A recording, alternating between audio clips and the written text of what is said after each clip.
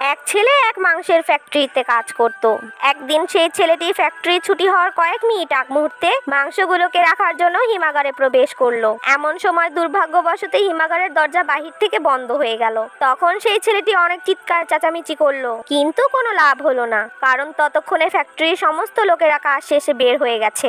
এদিকে হিমাগারের প্রচন্ড ঠান্ডার কারণে সেই ছেলেটির শরীর জমে যেতে আরম্ভ করলো। ছেলেটি তখন ভেবেই নিল যে আজই তার জীবনের শেষ দিন। কিন্তু এমন সময় অপ্রত্যাশিতভাবে সেই হিমাগারের দরজা খুলে একজন সিকিউরিটি গার্ড তাকে উদ্ধার করলো। সেই ছেলেটি আশ্চর্য হয়ে সিকিউরিটি গার্ডকে জিজ্ঞেস করলো, চাচা, এই অসময়ে আপনার তো এখানে আসার কথা না, তাহলে আপনি কিভাবে এখানে আসলেন? তখন সেই সিকিউরিটি গার্ড বলল, বাবা শোনো, আমি এই ফ্যাক্টরিতে 20 বছর যাবত চাকরি করি, কিন্তু তোমার মতো একজন মানুষও আমি পাইনি। তুমি প্রত্যেক দিন ফ্যাক্টরিতে ঢোকার সময় আমাকে একটি সালাম দাও, আর বের হওয়ার সময়ও আমাকে একটি সালাম দিয়ে বের হও। আজও সকালে ঢোকার সময় তুমি সালাম দিয়েছো, কিন্তু বের হবার সময় তোমার সালামটা তো আমি পেলাম না। এইরকম তো কখনো হয় না। তখন আমি চিন্তা করলাম তুমি নিশ্চয়ই ফ্যাক্টরির ভেতরেই আছো, তাই আমি তোমাকে খুঁজতে আরম্ভ করলাম। খুঁজতে খুঁজতে এসে দেখি তুমি এখানেই আছো।